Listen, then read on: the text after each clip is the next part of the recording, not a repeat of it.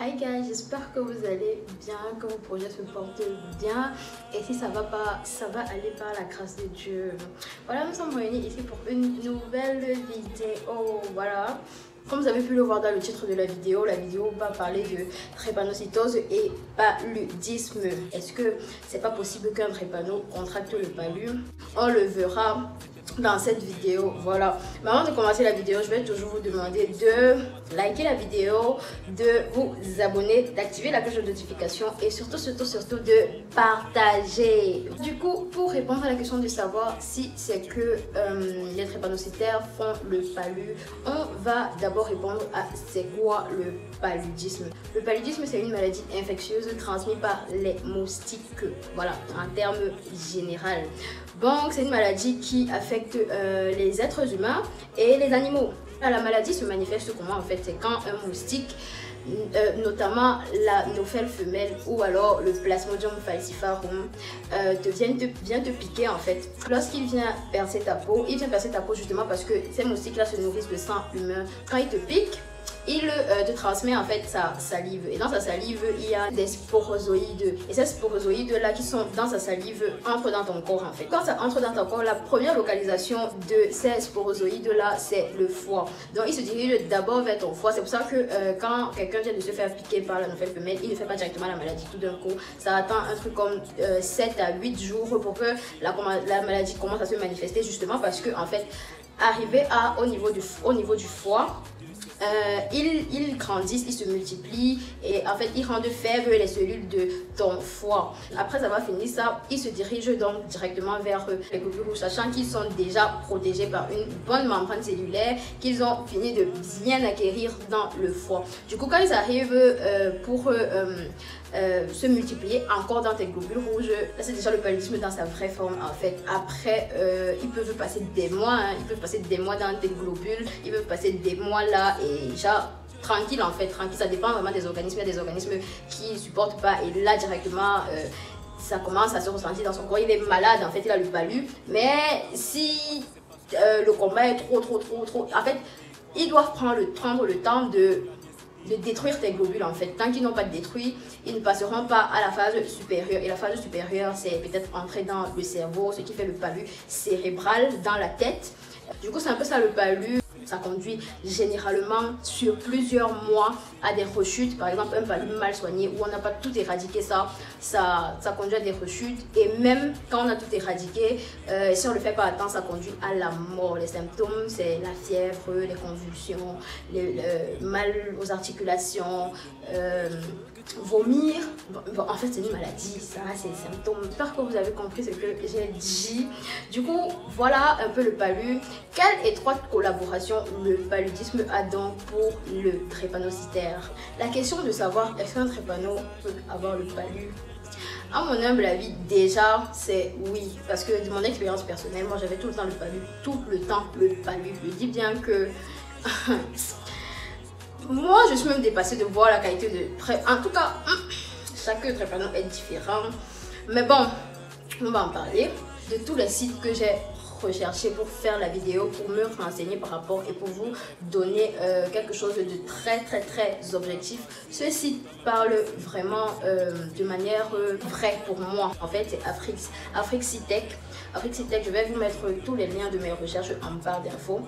Du coup, ils ont bien voulu répondre à cette question. Leur réponse est très instructive. Je vais juste vous lire des parties qui pourront nous aider. Il dit, un chercheur travailleur au Kenya a démontré que la prévalence de la drépanocytose est en étroite corrélation avec la prévalence du paludisme. Il a également montré que les personnes atteintes de drépanocytose semblent contracter le paludisme moins fréquemment. Les recherches ultérieures ont montré que les porteurs du gène de la drépanocytose peuvent contracter le paludisme et le font, mais qu'il s'agit des formes les plus graves. Parlant ici des formes les plus graves, il dit en effet, ils sont 90% moins susceptibles que ceux qui ne portent pas de gène d'atteindre un paludisme grave. Voilà, du coup, moi je suis totalement d'accord avec lui parce que, ceux qui déclarent volontairement et très clairement que les drépanocytaires ne font pas le palu, pour moi c'est faux et c'est ce qu'il est aussi en train de soulever ici. Il est en train de dire que Certes, les drépano ne font pas tout le temps le palu, mais ce sont les formes plus graves qui font le palu. Et le plus grave, c'est pas le mot qui doit vous choquer en fait. La forme récurrente, c'est SS. Vous pouvez avoir une autre forme, elle est grave aussi et vous faites le palu. Je sais qu'on n'a pas encore parlé des différentes formes de drépanocytose, on parlera de ça. Mais il y a des formes et des formes et des formes et des formes de drépanocytose qui font en sorte que tu peux être atteint de drépanocytose mais pas peut-être manifester, ou tu peux être atteint mais tu manifestes ça de manière vraiment très tranquille. Il y a d'autres qui manifestent ça de manière très brute, il y a d'autres qui manifestent ça dépend justement de ces formes-là. Et il dit que s'il contracte le palu, ça veut dire ces 90% là, s'il contracte le palu, en fait, c'est pas très grave. Voilà, c'est pas très grave. Et c'est là que ça devient intéressant parce que les globules rouges anormaux chez les drépano sont détruits simultanément. Du coup, lorsque le parasite s'accroche au globule pour le détruire, il peut se retrouver en train d'être détruit aussi parce que l'organisme fait son travail naturel de destruction de globules anormaux en fait.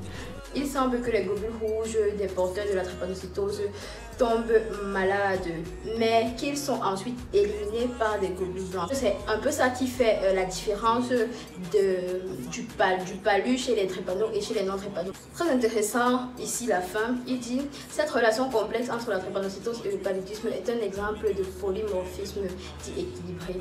La mutation peut être bénéfique ou délétère. Je m'explique. Cette forme est bénéfique quand c'est pas des formes graves de drépanocytose, parce qu'il a bien précisé ça au début que les formes graves ont un paludisme aggravé, mais que les formes que les 90% de personnes qui n'ont pas de forme grave de drépanocytose gèrent tranquillement leur palu et ça s'évacue très vite. Voilà. Du coup ici il dit dans le cas où ta forme de drépanocytose, elle est faible, elle n'est pas très grave comme certaines autres formes. Du coup, quand c'est comme ça, c'est bénéfique pour toi. Par contre, c'est délétère quand ta forme est grave. Parce que quand ta forme est grave, le fait juste qu'il ronge ces globules-là, ça te tue en fait, ça te tue. Et il va parler de ça. Il dit, elle est bénéfique chez les hétérozygotes. Les hétérozygotes, ce sont ceux qui portent en eux le gène de la maladie. Mais il y a bien sûr d'autres formes de drépanocytose, car elle leur procure une certaine protection contre le paludisme. C'est là qu'elles sont bénéfiques en fait. Voilà. Mais il dit, la mutation est délétère chez les homozygotes, personnes porteuses des deux gènes mutés. Ça veut dire que les personnes qui sont bien drépanocytaires, qui ont des formes vraiment graves de drépanocytose, c'est là que c'est délétère. Voilà, parce qu'elle entraîne un dysfonctionnement et une destruction possible des globules rouges qui entraînent des épisodes imprévisibles de douleur intense et souvent la mort. Pour seulement m'arrêter là, ce chercheur du Kenya, il a bien fait comprendre, il s'appelle Gato J. Ceux qui sont atteints de drépanocytose mais qui ont des formes moins graves, c'est-à-dire hétérozygotes, sont exposés à la maladie bien sûr, mais ils guérissent tranquillement et très rapidement. Ça veut dire que vous pouvez être hétérozygote ou avoir d'autres formes, parce que hétérozygote c'est différent en fait. Donc il y a ceux qui sont CS comme drépanocytaires, il y a ceux qui sont, vous n'êtes pas homozygote mais vous êtes drépanocytaire.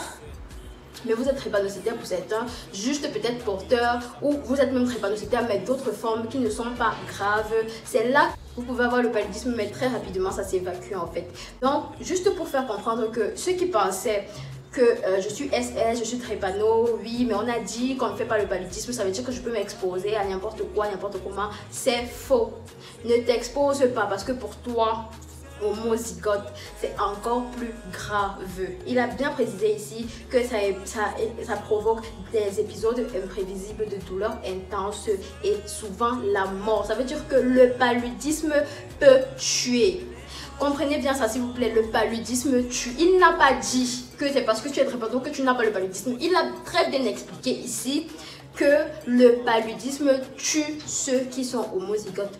pour les drépano qui pensent être délectés de toute maladie de paludisme, c'est faux. S'il vous plaît, ne faites jamais cette erreur, ne tombez pas dans ça en fait.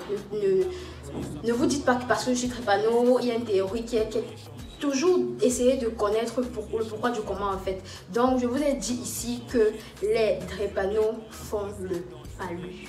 Et on précise que c'est encore plus grave si c'est qu'un drépano endurci fait correctement le palu, parce que ça peut t'envoyer à la mort. Pour mon expérience personnelle, moi le palu m'a toujours pratiquement envoyé à la mort. Toujours et toujours. Parce que j'ai une chaîne YouTube que je me documente par rapport et je comprends certaines choses. Sinon, avant, tu ne pouvais pas te placer et me dire fais un drépano, fais pas le palu en fait. Moi je te dis, et moi, donc, et quoi? Moi je suis la preuve vivante qu'un drépano fait le palu. Donc, quoi en fait? Vous voyez un peu, donc, s'il vous plaît, protégez-vous toujours contre le paludisme. Le paludisme, c'est une très mauvaise maladie, surtout pour le drépano, parce que en fait, hormis tous les dégâts que ça fait humainement parlant pour quelqu'un qui est bien portant, ça veut dire qu'on voit comment le palu peut toucher quelqu'un qui est très bien portant. On le voit. Combien de fois quand ça touche les globules, combien de fois quand ça touche le taux de sang en fait. Vous savez, drépanocytose en anglais c'est sickle cell anemia. Anémia. Donc c'est une maladie de l'anémie. Voilà. Pour que vous compreniez bien que même dans le nom de la maladie, on dit qu'on n'a pas le sang. Donc combien de fois pour quelqu'un qui est venu détruire les globules qui te procurent du sang? Vous voyez un peu, il y a un problème. Donc, faites très attention. On évite le palu en se protégeant par des moyens commerciaux, en se protégeant soi-même par toujours couverte, en mettant toujours l'air autour de nous. Parce que le froid chasse les moustiques.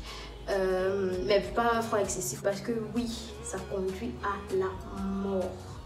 Voilà, j'ai fini cette vidéo. J'espère que cette vidéo vous aura plu et que vous aurez beaucoup appris. N'oubliez pas de vous abonner, d'activer la cloche de notification, de liker et surtout de partager. Du coup, on se retrouve prochainement pour une nouvelle vidéo. D'ici là, prenez soin de vous. Que Dieu vous bénisse. Bisous.